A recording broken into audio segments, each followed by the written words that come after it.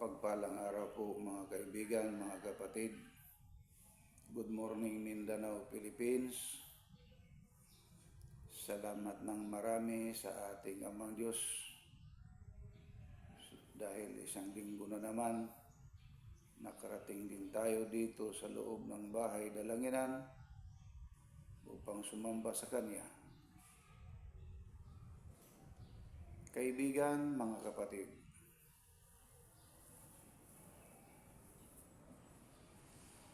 sino po ba ang nag-utos na babaksinan ang tao? Ang Papa sa Roma. Kasi gusto ng Papa, ang sabi ng Papa sa Roma ay mabigat na daw ang mundo sa sobrang tao. Kailangan din daw sabi ng Papa na makuhaan ang mga tao. Ang ibig sabihin, mamamatay tao ang Papa sa Roma.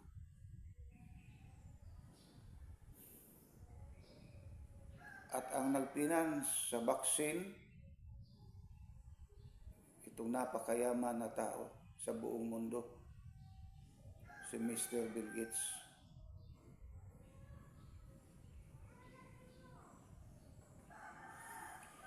Naawa ako sa mga tao. Kasi nung hindi pa sila nabaksinan, marami ang mga taong nagkomento na nung hindi pa sila nabaksinan, ay wala naman silang karamdaman. Nagugulat na lang sila sa mga taong kilala nila na bigla na lang namatay, inaatake daw sa puso. Yung naman na panahon ng baksin, marami ang mga taong na mapag-uwi sa bahay nila namatay dahil po sa pagbabaksin.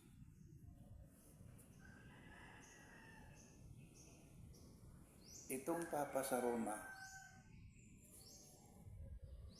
napakasinungaling.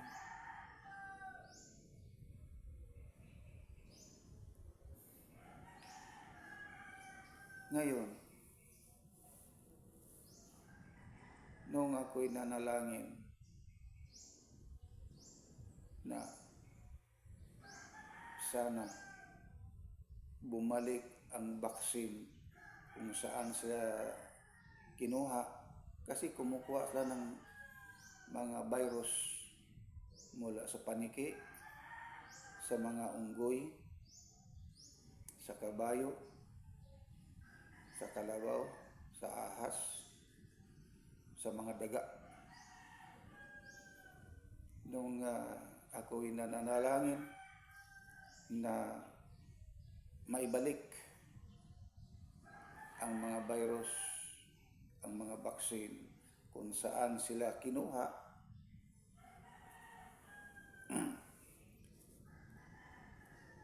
dito lang sa bukid ng Kabadbaran, nagugulat ang mga dato, ang mga tribo.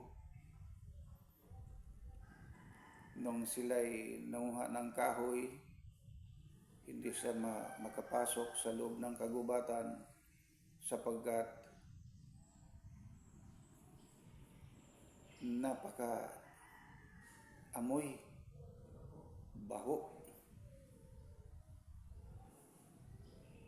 ang gubat, bahong patay, kasi ang mga unggoy ay nangahulog, ang mga baboy ramo ay nangamatay. Ang mga daga nangamatay, ang mga paniki ganon din. Alam mo, kaibigan, kapatid, ang Holy Quadrilogy Religion Incorporated po lamang ang sinasamahan ng ating Amang Diyos at ng ating Panginoong Jesucristo. At itong aban yung lingkod na nagtuturo sa inyo ngayon ay sinasamahan din ako ng ating Amang Diyos. Kawawa naman yung mga taong nababaksinan. Kasi nakikita ko po pagdating ng 2030, napakaraming mga taong mamamatay dahil po sa mga baksina iyan. Ang iba doon lamang sa bandang California, may mga taong lumalakad na parang kabayo. May mga taong lumakad na parang mga zombie. At dahil po sa kaalaman ng tao, totoo talaga na gumagawa sila ng parang kapsula lang. Ang kapsul na yan, kung halimbawa ang isang tao na na-hospital,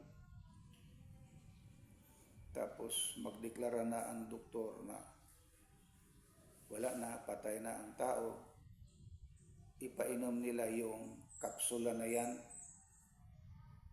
At ang kapsul na yan, siya po ang maghahari sa katawan ng tao para magiging robot.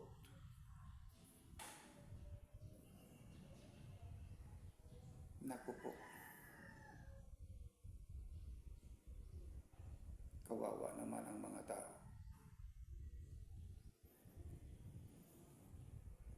Ano po bang dapat gawin ng tao? Kasi karamihan sa pero hindi lahat. Kasi may mga tao ayaw magpabaksin sa panahon ng COVID. Sila'y nagpunta doon sa kanilang mga umahin, mga lupain. At hindi po sila lumalabas. Ang iba nagtatago kasi sila po ay natatakot kung ano ang resulta ng vaccination ng COVID.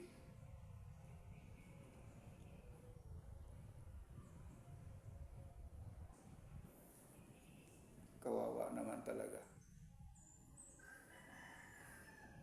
Kaibigan, kapatid, ang maipapayo ko sa inyo, kung ano ang mga tinuturo ko, sundin lang ninyo.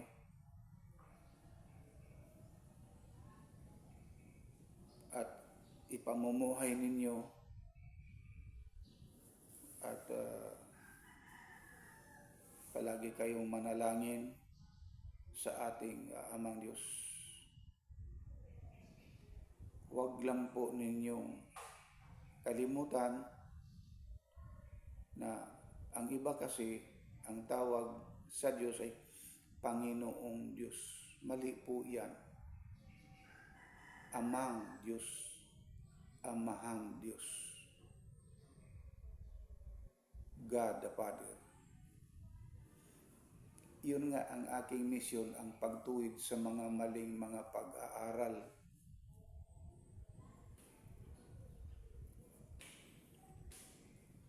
Ano po ba ang mga maling pag-aaral?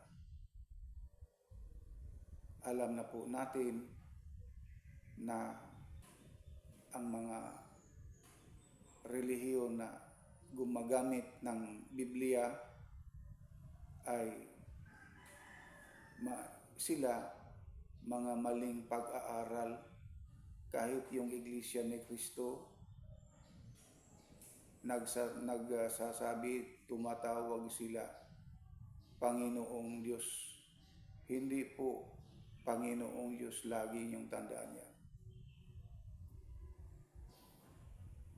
Sino pa ang tumatawag ng Panginoong Diyos? Napakarami nila. Tulad ng Pentecostal, mga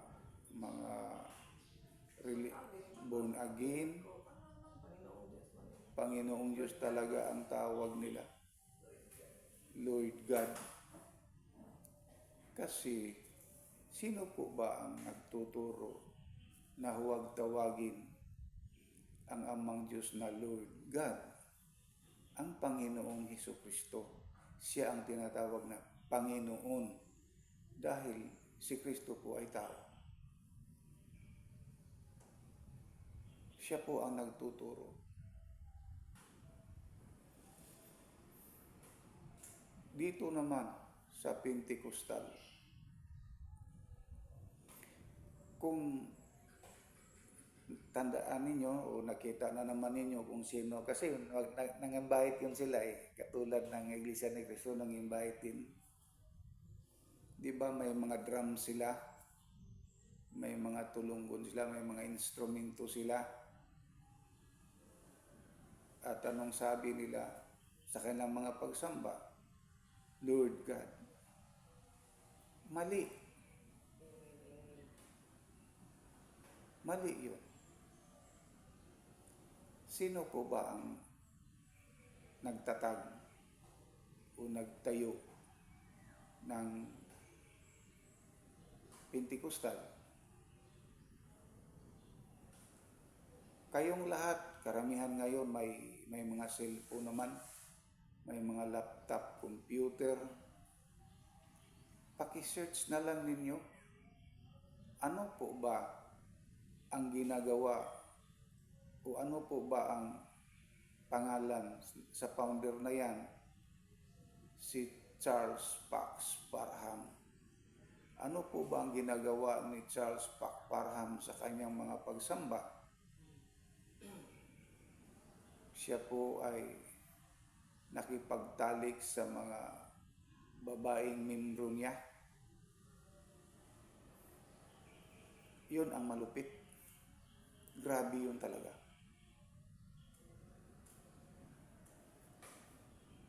Ang mga binatilyo ng mga membro niya ay ginawaan din niya ng mga harassment.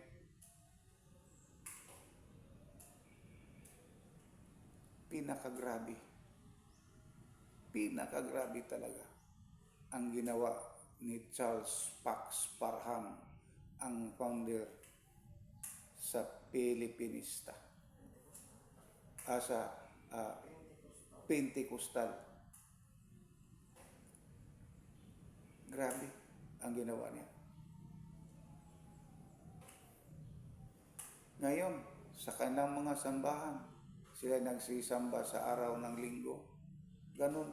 Dito lang sa atin, kasi mga educated ng mga tao dito, ginawa yun ng founder nila, si Charles Fox Parham, doon sa kanilang lugar kasi ang mga tao doon ay mga inosente pa, wala silang mga pinag-aralan.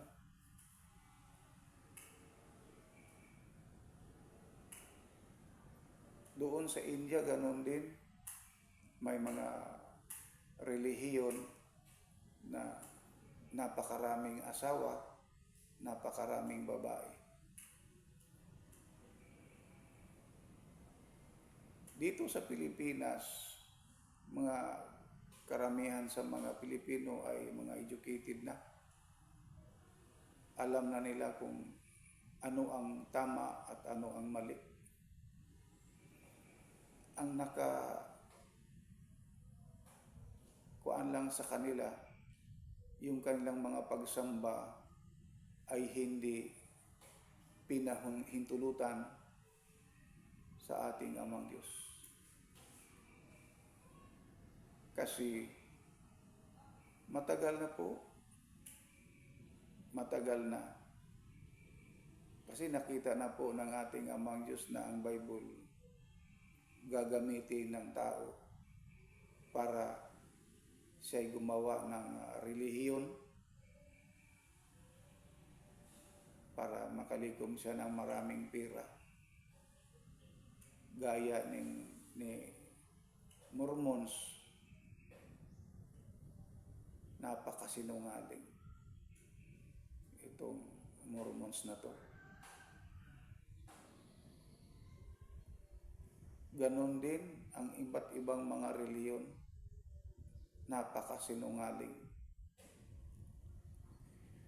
Ang saksi ni Jehova, ganon din.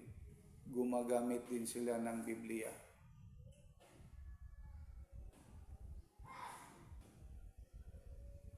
Pero hindi nila nakita ang nakasulat doon sa Salmo. Sabi ng ating Amang Diyos, kung totoo na ikaw ay aking saksi, tumindig ka ngayon, higpitan mo ang iyong sinturon at tumayo ka. Sagutin mo ang aking tanong, saan ka man noong itinayo ko ang mundong ito. Pero nabasa na nila iyon, ini-ignore lang nila.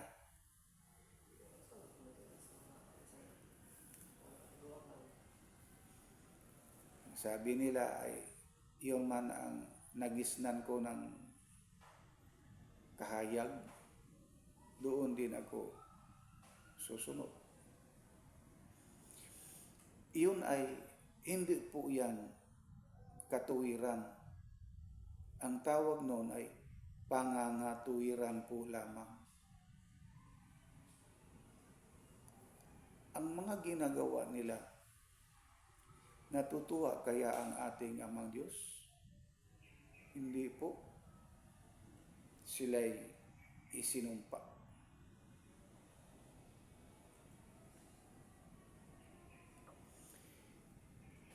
Darating ang panahon na sila'y huhukuman pagdating ng araw ng paghuhukom. Susunugin talaga sila, mga sinungaling. Tulad na itong Iglesia ni Cristo, napakasinungaling nila. Biro mo, ang sabi nila, si Felix Manalo daw ay isang anghel na lumilipad para mandagit sa mga tao para mailigtas. Sinungaling? Napakasinungaling.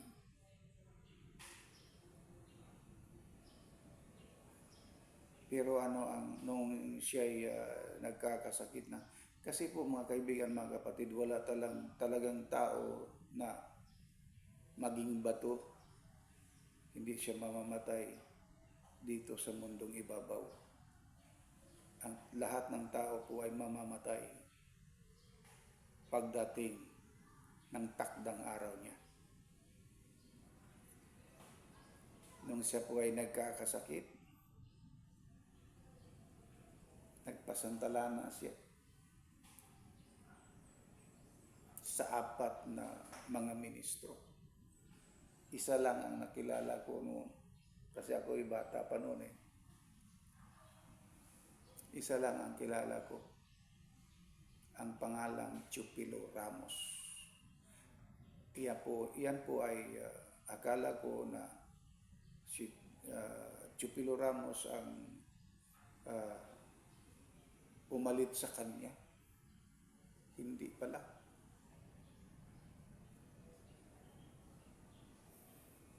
Ang kanya palang panganay na anak na lalaki, si Eduardo. Iranyo Manalo, ang kanyang panganang anak na lalaki. Nung siya'y malubha na, gusto pa siya kasi mabuhay. Kasi po mga kapatid, mga kaibigan, wala kasing taong gustong mamamatay. Talaga. Gusto sa tao na mabubuhay pa siya. Gusto sa tao talaga gagawin lahat ng tao ang kanyang magagawa. Kung siya nagkakasakit, gusto pa siyang mabuhay ng matagal. Ngayon,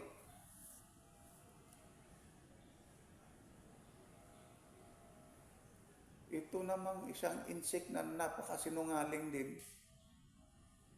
Nagtayo siya ng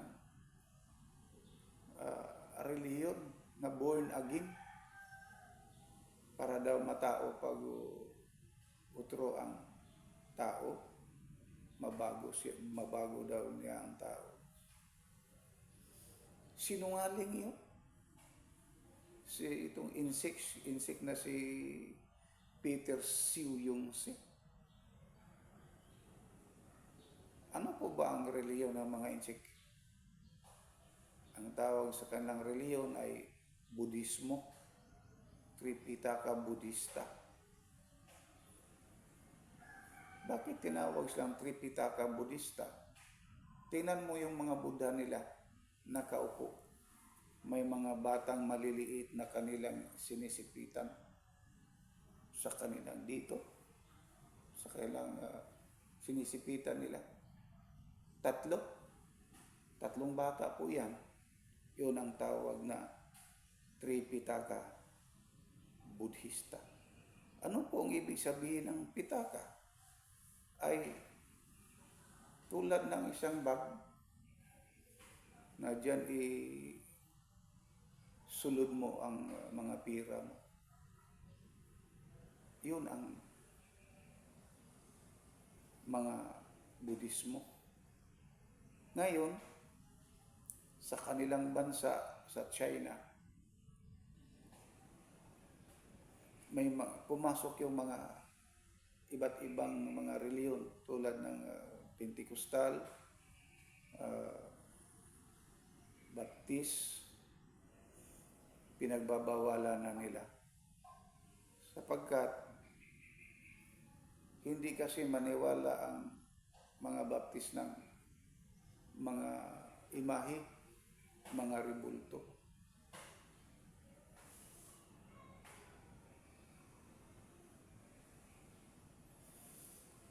Ano po ba ang nakasulat sa banal na aklat nung ipagamit pa po ang Biblia? Ang sabi ng ating Amang Diyos, huwag kayong gumawa ng mga imahe o mga rebulto. Sila may mga mata pero hindi makakita. Sila may mga paa, hindi makalakad. Sila may mga kamay, hindi makagawa. Sila po ay may tainga, ngunit sila po ay hindi makaririnig. Ang matindi pa nun, ang sabi ng ating Amang Diyos na huwag ninyo silang dadalhin sa inyong bahay, tahanan. Ano ngayon? Di ba maraming mga bahay, tahanan nila na may mga rebulto? Yung mga Filipino-Chinese, may mga altar sila na nandyan ang kanilang mga Buddha ipanglagay. Sinasamba nila. Yun ang matindi, galit na galit ang ating Amang Diyos sa mga relihiyon na iyan.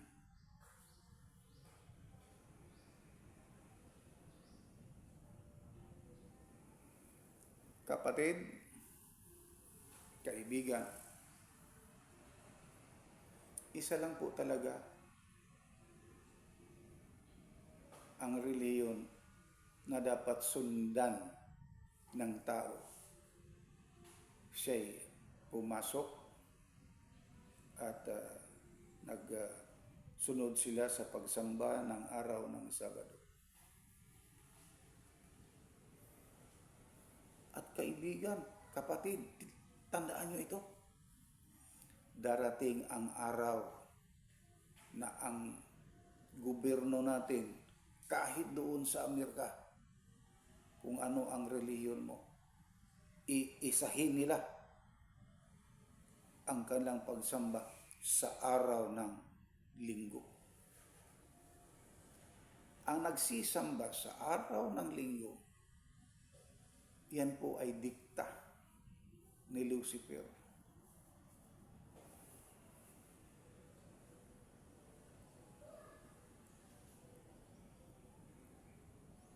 Pero kaibigan, kapatid, itong si Haring Nabucodonosor, nagtayo siyang napakalaki na imahe. Gusto sa hari na ang lahat ng tao magsisamba, yumuko doon sa imahe. Pero may 3 tao na ayaw sumunod at hindi yumuko. Ilang tao po yun? 3 lang. Siyempre, utos ng hari, lahat kayo magsiyuko. Ayaw nila. Galit na galit ang hari at hinulog sila doon sa nagliliyab na pugon. Ngayon, nagtaka ang hari. Bakit 3 lang? 3 lang yun, bakit naging 5? At hindi sila nasusunog.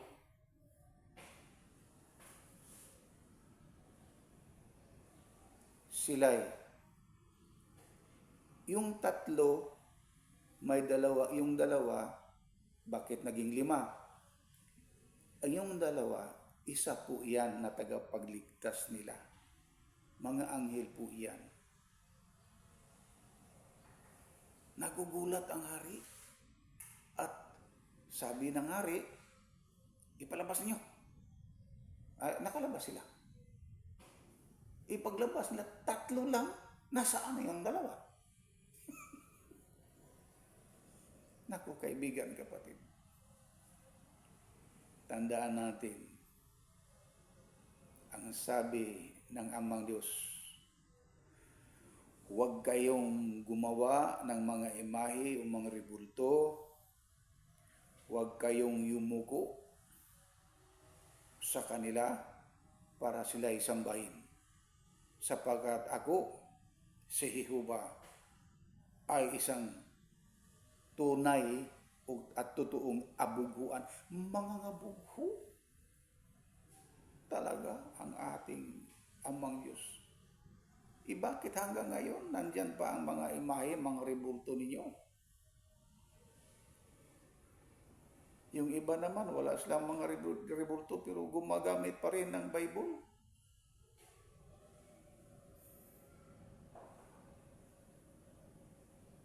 Galit na galit ang ating Amang Diyos sa mga tao, mga reliyon na ganyan.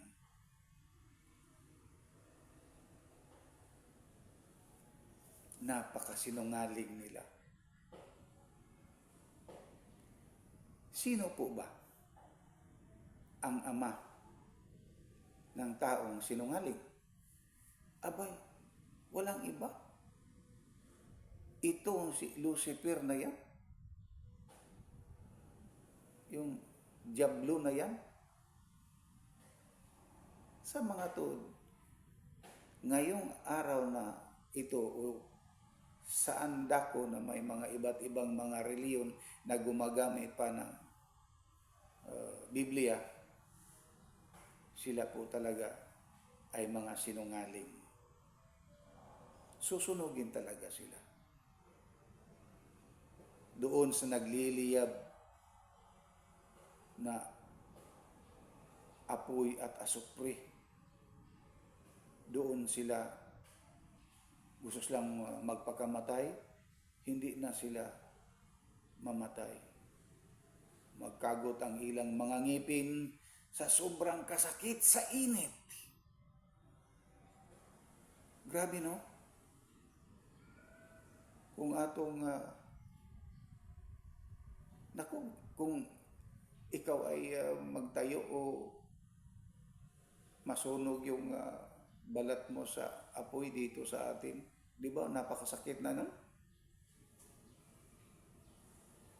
How much more kung doon ka na ihahagi sa dagat-dagatang apoy.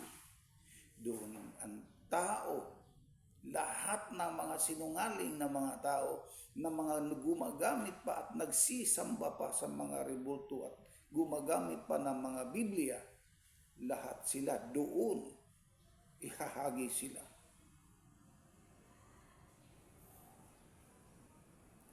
Yun po bang dagat-dagatang apoy? Di ba? Grabe kasakit, ano?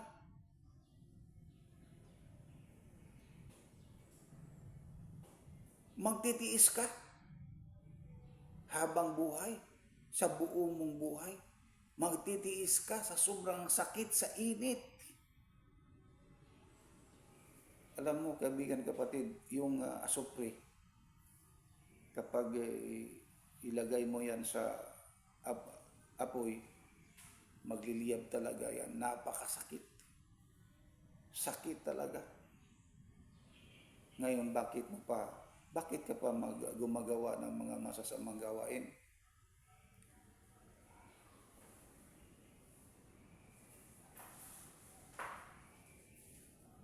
Mga masasama yung mga ginagawa. Nung nakaraang Sabado, ang sabi ko, ang mga isda sa ilalim ng dagat. Kasi mainit na kasi ang dagat ngayon eh. Ang mga malalaking isda sa ilalim ng dagat, di ba sila'y lumalabas, naghahanap ng kanilang kaligtasan? Ngayon po, kapatid, kaibigan, ngayon po talaga dapat tandaan mo itong mga sinasabi ko. Kailangan mo lang sumunod sa The Holy Quadrilogy Religion Incorporated. Sundin mo ang aking mga tinuturo sa inyo at isabuhay mo.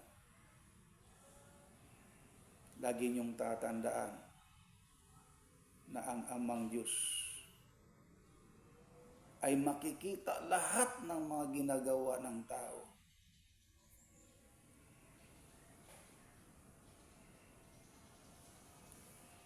Pero, sino po ba di ba ang karamihan kapag magkaroon ng sakit, di ba? Ang iba magpagamot sa doktor, di ba? Para mawala yung mga sakit nila. Kaibigan, kapatid, tandaan nyo, sa panahon ni Job, siya'y naghirap kasi si Job po ay sinusubukan ng Diablo. Misa itong si Satanas. Umakyat kasi itong Diablo na ito sa taas, nakipag-usap sa ating Amang Diyos. Ang sabi ni Satanas ay, itong lingkod mo na si Job, sumasamba lang yan, nagpupuri lang yan sa iyo sapagkat siya po ay mayaman. Napakayaman ni Job. Sa panahon ni Job, napakayaman. Biro mo, may mga turil siya sa kambing, may mga turil siya sa baka, kalabaw, may mga turil siya sa mga tupa. At ang kanyang tungkulin sa gobyerno, kung baga sa ating panahon ngayon, si Job ay isang senador. Di ba mayaman? Pero anong sagot, anong sabi ng ating Amang Diyos? Sige, subukan mo lang siya. Ang ibig sabihin, sinubukan. Yung mga karamdaman mo ngayon, yung mga sakit sa kayong katawan ngayon, kayo po ay sinusubukan. Kung hanggang saan ang iyong mga pagtitiis.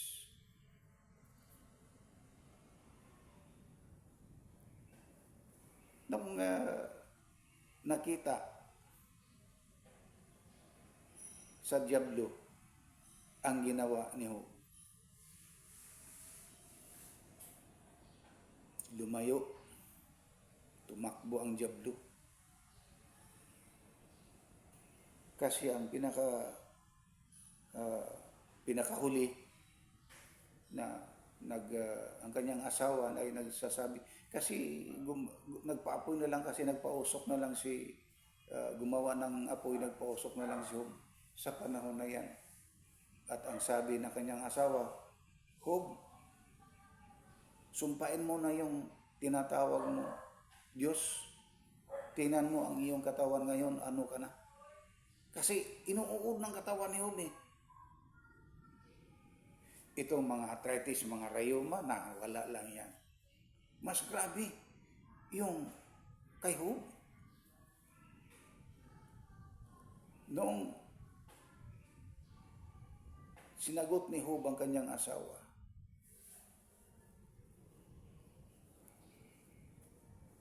hubo ako. Ang ibig sabihin, wala siyang damit nung siya'y ipinanganak. At hubo rin siya. Hubot-hubad din siya. Nahaharap sa ating Amang Diyos. Tumakbo si Satanas. Tumakbo si Lucifer. Sabi, akala ni Satanas, hindi ko talaga kaya ang prinsipyo ni Job. Kung ganun yun, prinsipyo mo, kaibigan, kapatid, tumindig ka. Sumunod ka sa akin. Maawa ang Amang Diyos sa iyo. At tingnan mo, ito ay isang himala talaga. Mayroon talagang himala. Kung sumunod ka sa akin, sa araw na Sabado, sa oras na ito, tandaan mo, yung anak mo na nagkakasakit, pag uwi mo, ang bata ay naglalaro na.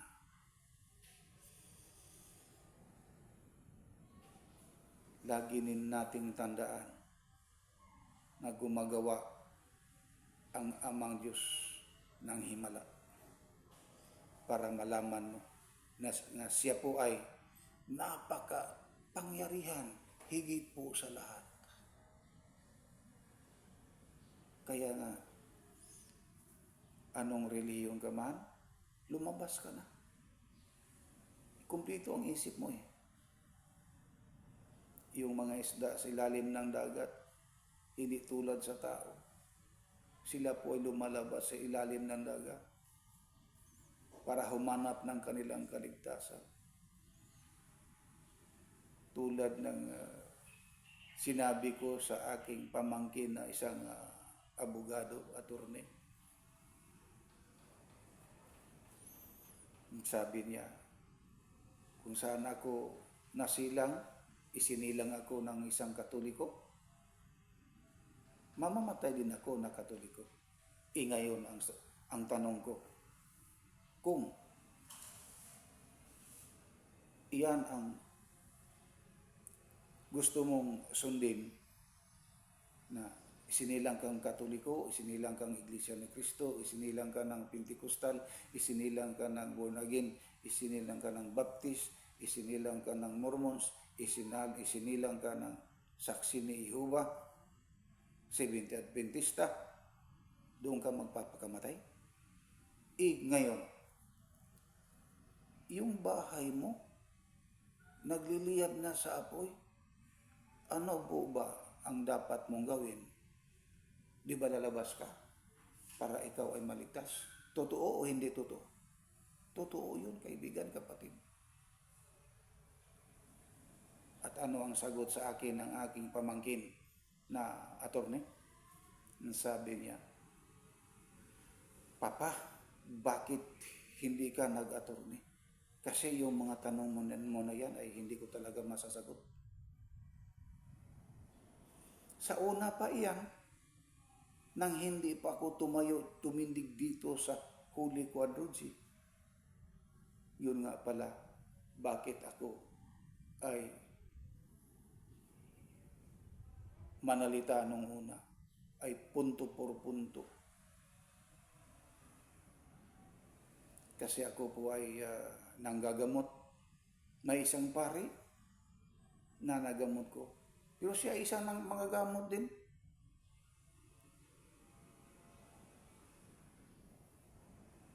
Siya po ay tinatawag na Monsignor Canonigo. Nung nag-kausap kami, sabi niya, akala niya kung ano ang reliyon ko. Palagi kasi niya akong tinatanong kung ano ang reliyon ko. Ano daw ang aking mga paniniwala? Kasi isa pare din siya manggagamot din siya. Pero bakit hindi niya nagamot ang kanyang sarili?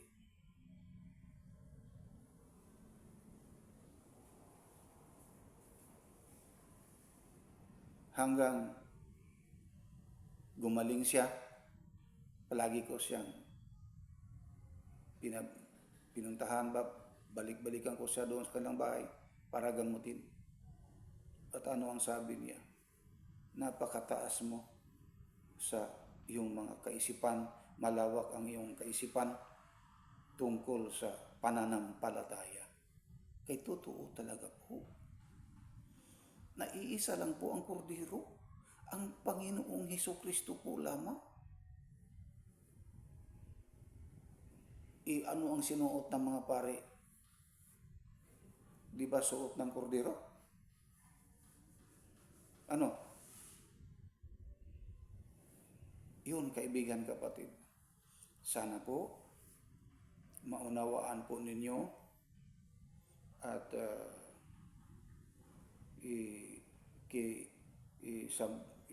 parang sumunod ka lang sa akin at ipamumuhay mo, sundin mo